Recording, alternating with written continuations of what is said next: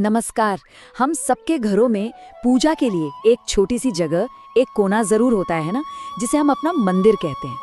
अब देखिए, ये सिर्फ पूजा पाठ की जगह नहीं है, बल्कि ये तो हमारे घर की शांति और पॉजिटिव एनर्जी का सेंटर पॉइंट है। तो आज हम मिलकर यही समझेंगे कि इस पवित्र जगह को शास्त्रों के हिसाब से कैसे तैयार करें, ताकि ये सही मायनों में हमारी जिंदगी में सद्भाव और खुशहाली ला सके। लेकिन कभी रुककर ये सोचा है कि क्या हमारा पूजा घर वाकई वो सुकून दे रहा है जिसकी हम उम्मीद करते हैं?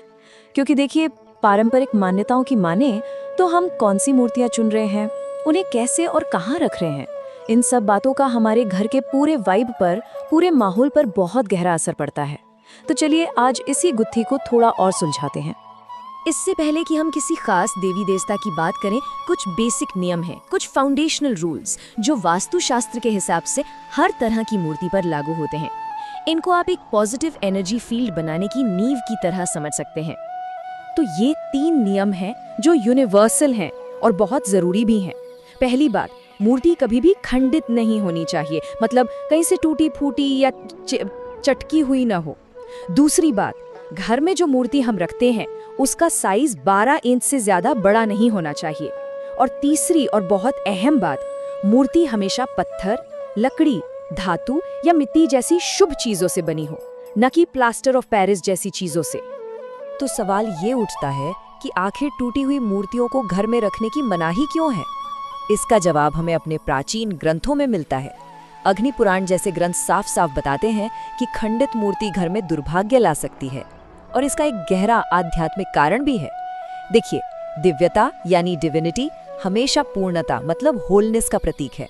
अब एक टूटी हुई मूर्ति उस पूर्णता को कैसे दर्शा सकती है ना? चलिए अब बात करते हैं एक ऐसे देव की जो लगभग हर घर के मंदिर में विराजते हैं, हमारे प्यारे भगवान गणेश। विघ्नहर्ता हैं, सब जानते हैं, लेकिन क्या हम ये जानते हैं कि उनकी मूर्ति चुनते वक्त भी कुछ बहुत ही दिलचस्प और जरूरी बातों का ध्यान रखना होता है? ये जानना बहुत ही फैसिनेटिंग है कि सिर्फ सूंड की दिशा से कितना कुछ बदल जाता है। जिनकी सूंड बाईं और मुड़ी होती है उन्हें वक्रतुंड कहते हैं। ये शांति और समृद्धि लाते हैं और घर में पूजा के लिए सबसे अच्छे माने जाते हैं। दूसरी तरफ जिनकी सूंड दाईं और मुड़ी हो उन्हें सिद्धपीठ कहते हैं।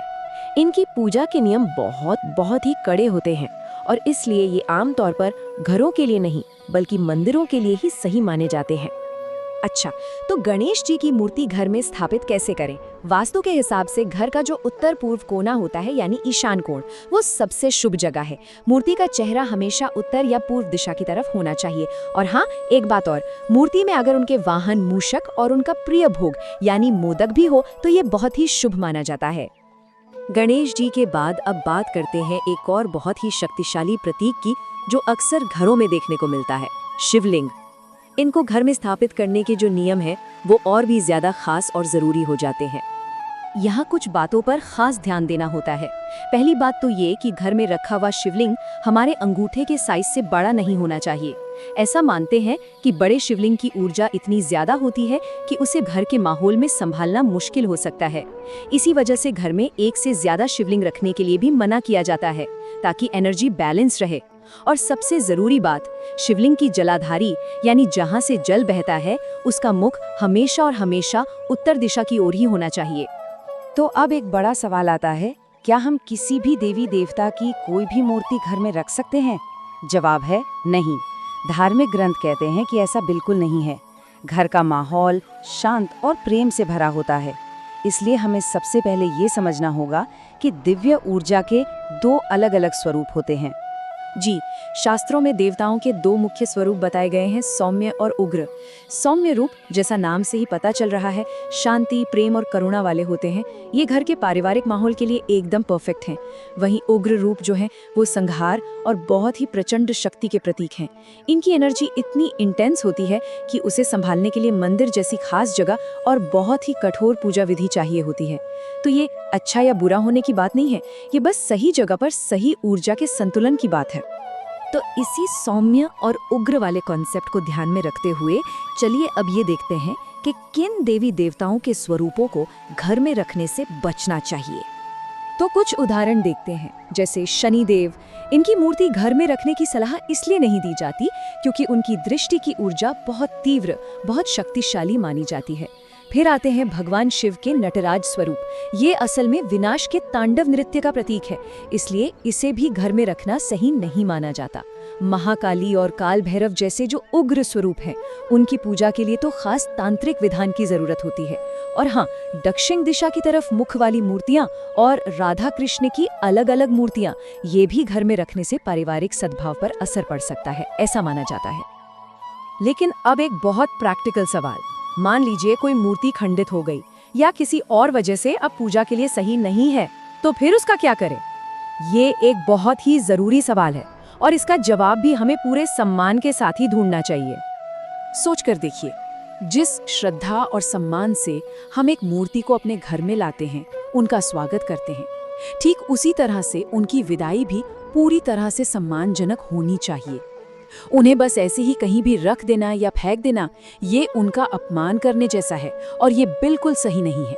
तो फिर सही तरीका क्या है? देखिए, मूर्ति को एक साफ कपड़े में सम्मान से लपेटना चाहिए, ग्रैटिट्यूड के साथ आखिरी प्रार्थना करनी चाहिए और फिर उसे किसी पवित्र नदी या बहते हुए पानी में विसर्जित कर देना चाहिए। और अगर ऐसा करना मुमकिन ना हो तो किसी पवित्र जगह पर, जैसे पीपल के पेड़ के नीचे, साफ सुथरी जमीन में भी उन्हें दबाया जा सकता है।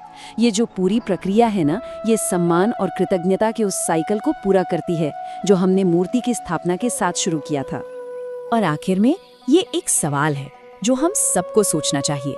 हमारा पूजा घर सिर्फ मूर्तियों का कलेक्शन नहीं है, ये हमारी श्रद्धा, हमारी नियत, हमारे इरादों का एक आईना है। जब हम इन सब नियमों को समझते हैं और उन्हें अपनाते हैं, तो हम सिर्फ एक परंपरा नहीं निभा रहे होते, बल्कि हम जानबूझकर सचेत रूप से अपने घर में एक पॉजिटिव और सामंजस्यपूर्ण ऊर्जा बना रहे होते हैं। एक ऐसी ऊर्जा जो हम सबकी जिंदगी को बेहतर बनाती